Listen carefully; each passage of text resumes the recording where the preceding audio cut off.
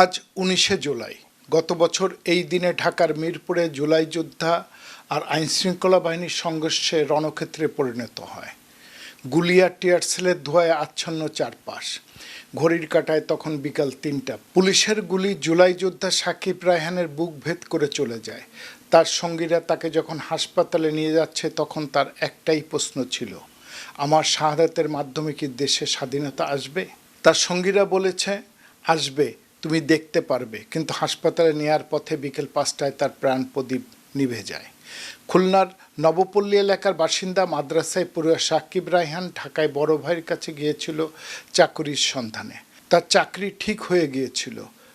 গত ১ আগস্ট তার কর্মস্থলে যোগদানের কথা ছিল, কিন্তু ফ্যাসিবাদী সরকারের সাথে ছাত্র জনতার লড়াইয়ে সে আর স্থির থাকতে পারেনি। সেও মিরপুরের জুলাইয়ের গণ অভ্যুত্থানে যোগ দেয়। পুলিশের তপ্ত বুলেট তার স্বপ্নকে ভেঙে দেয়। তার মৃত্যুর পর লাশ কড়া পুলিশ পাহারায় খুলনায় এনে বসুপুরায় কবরস্থানে দাফন করা হয় ফজরের সাথে সাথে। তার বাবা মা এখন ছোট ছেলের রেখে যাওয়া স্মৃতি রোমন্থন করে চোখের পানি ফেলেন। তারা বলেন, আমাদের জন্য কান্না রেখে দেশের জন্য হাসি মুখে চলে গেল সাকিব। বাবা মায়ের একটাই প্রশ্ন, আমরা কি সাকিব হত্যার বিচার দেখে যেতে পারবো? আমার ছেলে আমার বুকের থেকে চলে গেছে ১৯শে জুলাই। আমার ছেলেটাকে আর দেখতে পারবো না। আজ একটা বছর হয়ে গেল, আমি আমার ছেলেকে কাছে পাই না। আমার কি বাবা বলে ডাকে না। সরকারের কাছে আমার এতটুকুনি চাওয়া যে এই খুনি যারা এর জন্য দায়ী তাদের বিচারটা হোক, সুষ্ঠু একটা বিচার হোক। স্মৃতি হিসাবে ধরে রাখার জন্য যদি একটা কোনো দেখা গেল এই যে আমাদের এই জায়গায় নবপল্লীর রাস্তা, কিন্তু সেটা যদি না হয়ে যদি সাকিব সড়ক বা একটা মানে যে কোনো এক জায়গায় যদি একটা স্মৃতি হিসাবে যদি থাকে, তাহলে ওটা আমি গর্ববোধ মনে করবো যে না, আমি স্মৃতি হিসাবে আমার ছেলের এটা, সবাই ভুলে গেলেও আমরা এটা দেখলে আর ভুলবো না। কথা বুঝছেন, আমাদের এইটুকুই চাওয়া। ঢাকা থেকে জুলাইয়ের সহযোদ্ধারা গতকাল সাকিবের বাড়িতে তার পরিবারের সাথে দেখা করতে আসেন। জুলাইয়ের সহযোদ্ধারা বলছেন, হতাহত সহযোদ্ধা ও তাদের পরিবারের কাছে আমরা যাচ্ছি, আমরা তাদের পাশে আছি। নতুন বাংলাদেশ গড়ার লড়াই এখনও শেষ হয়নি।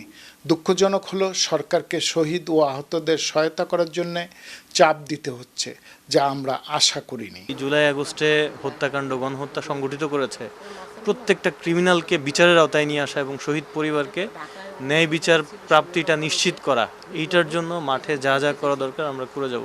তাদের উপযুক্ত সম্মান, মর্যাদা, স্বীকৃতি এবং সামাজিকভাবে অর্থনৈতিকভাবে পুনর্বাসন, এই সবগুলো অর্থাৎ রাষ্ট্রের যে দায়িত্ব তাদের প্রতি, সে দায়িত্ব যাতে তারা পালন করে, সেইটার জন্য আমরা সরকারের উপরে চাপ সৃষ্টি করছি। এটি অত্যন্ত দুঃখজনক যে চাপ সৃষ্টি করতে হচ্ছে। এটি সরকারের নিজ দায়িত্ব, তারা স্বতঃস্ফূর্তভাবে এটি করবে, কিন্তু এখন পর্যন্ত আমরা খুব ভালো ব্যবস্থাপনা দেখি নাই।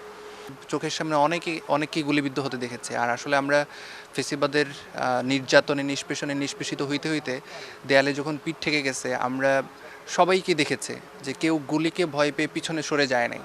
একেবারে পুরো রক্তাক্ত দেহ, তারপরও দেখা গেছে যে বলছে, ভাই আমি ভালো আছি, আপনারা রাস্তা ছাইরা যায়েন না।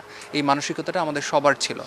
সাকিব শহীদ হওয়ার পর উপদেষ্টা থেকে রাজনৈতিক নেতারা অনেকেই এসেছেন তার পরিবারের কাছে, সান্ত্বনা দিয়েছেন।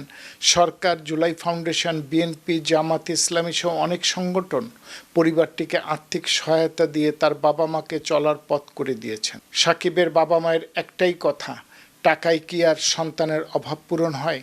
বাকি জীবনটা সন্তান হারানো কষ্ট নিয়েই বেঁচে থাকতে হবে। S M Habib, ATN Bangla, Khulna.